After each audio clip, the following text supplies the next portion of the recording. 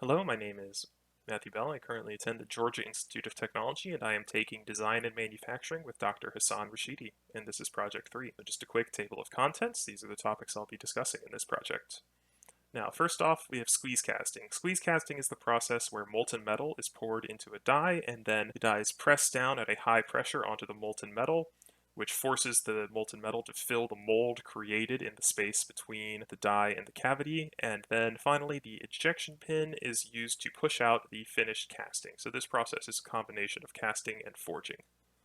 And why I like it, it's well suited to manufacturing products in very important industries, as the high precision and near shape manufacturing capabilities make it ideal for manufacturing components used in cars, planes, medicinal implants, and the defense industry. And it is a highly effective, large scale production process for very specialized parts, as very specialized parts can be produced very quickly at a large scale due to the very quick manufacturing cycle of squeeze casting, and it also eliminates the need for many post-processing machining processes that would otherwise be necessary. And then finally, I believe squeeze casting is far from reaching its full potential. It's continually being researched and developed into a more cost-effective method of production, as cost is the main limitation holding it back from more widespread use. And so for the capabilities, it has the near net shape manufacturing, which essentially means that the molded piece is almost exactly the shape that it needs to be for either use in a further assembly, and it comes out with a high quality, smooth surface finish, so there aren't any abrasive surface operations needed to achieve a desirable surface. And it also forms a high quality material microstructure featuring lots of grain lines that help to strengthen the material against fatigue fracture, and the compression from the die actually reduces the porosity of the metal used in there as well. And then there's very little wasted material and very few defects in production. And so the limitations are a high initial investment cost for a mold, which causes long lead times, and then the machines also have a limited part size, as they can only operate on parts that are small enough to fit in the cavity mold that they have space for, and then they require careful and precise control of variables like temperature and pressure during production runs, as otherwise this will cause issues with the finished parts. And it's also not good for small production runs. And so for injection molding, so we have pellets of plastic that are loaded into this hopper, and then the piston ram pushes them into the heating zones where they are heated into a liquid and pushed through the nozzle quickly into the mold, where they spread out and sort of fill all the space in there. And then once the part is set, the clamp will come off and the ejector pins are used to push the part out. And so why I like it, there's a really wide selection of viable materials, so injection molding can be used for a variety of plastics and even rubber silicone, enabling the production of parts that fit a wide variety of property specifications without the need for many different manufacturing processes. And it also is extremely efficient at the large scale, as injection molding is an extremely fast process and can produce many parts very quickly, allowing for high demand parts to be produced on short notice, provided a mold is already made and in place. And then injection molding is also environmentally friendly, as it can be performed with recycled plastic, which provides an avenue to extract legitimate value from recycled plastics and cut down on plastic waste by reusing what has already been used before. And so for the capabilities, it's extremely efficient in the large scale. It's highly repeatable and consistent for very tight tolerances, and it has a large material choice, and very little post-processing is required on the parts as they come out with a smooth surface, which is generally desirable, and it can achieve a very high level of detail with complicated shapes, and there's very little wasted material and very few defects in production, provided the machine is set up correctly. And so for some limitations, there's a poor cost effectiveness in the small scale, and a high initial cost due to needing a mold for your part before it can produce, which also leads to a long lead time. And then there are design limitations with this manufacturing process, as wall thickness needs to be uniform, or else issues like porosity can crop up. And then any design changes will be costly if they require modifications to the mold. And so next is thread rolling. And thread rolling is a process where a blank is situated between a stationary die and a moving die with grooves on it, and the moving die then moves the blank and rolls it across the stationary die while compressing it to produce threads. And why I like it, it produces a very strong internal microstructure, as thread rolling preserves the internal grains in the metal used in the process, which leads to a stronger thread due to the work hardening that the process applies to the blank as it's rolling it.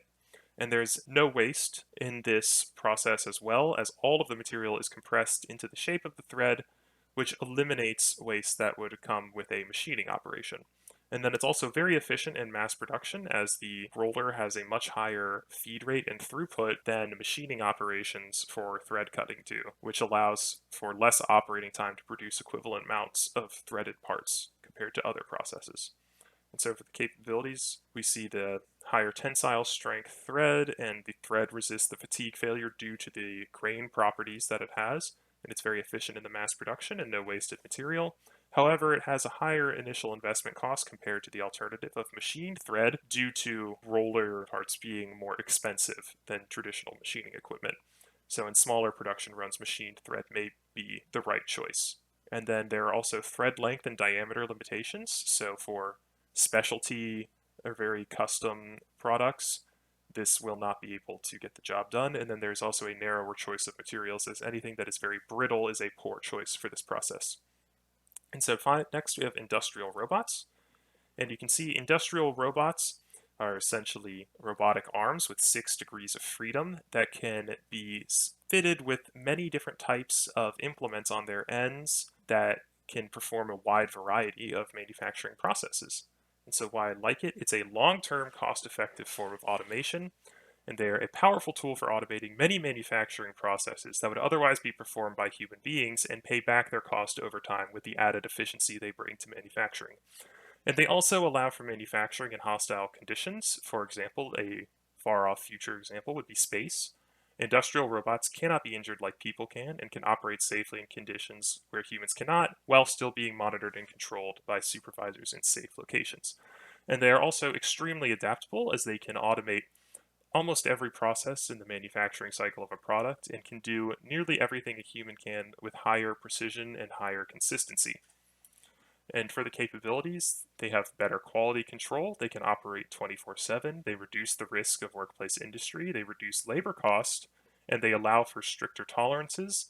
And they can be used for a wide variety of manufacturing processes. However, the limitations are that they add a cost of maintenance, and they create a vulnerability to cyber threats, while also requiring skilled personnel, a high initial investment, and the robots have difficulty dealing with novel situations such as part defects, because they only know how to do what they've been programmed to. And then my last topic is the design for manufacturing method. So the 5 principles of design for manufacturing are the process. You need to pick a manufacturing process that is right for the part you want to design, as inappropriate processes will need to be changed and lead to cost. And then in the design phase, keep it simple, stupid.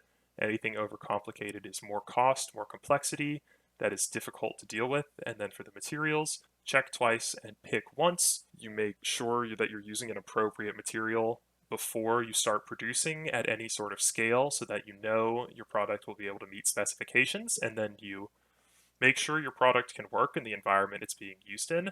An easy variable in the environment is temperature, and then you need to factor in how it will be used as well. And then in testing, test the product at as many stages as you can to make sure that your product can function properly and isn't not working. And so why I like it, it's critical to successful product development. Attempts to manufacture products without appropriate thought put into the design for manufacturing are doomed to be mired in expensive late-stage changes and unexpected costs, if not outright failure to function as intended.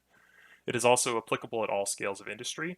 Design for manufacturing is equally critical to product development, no matter the scale of production. A small company creating custom parts for small clients needs to respect this method of development just as much as larger firms do.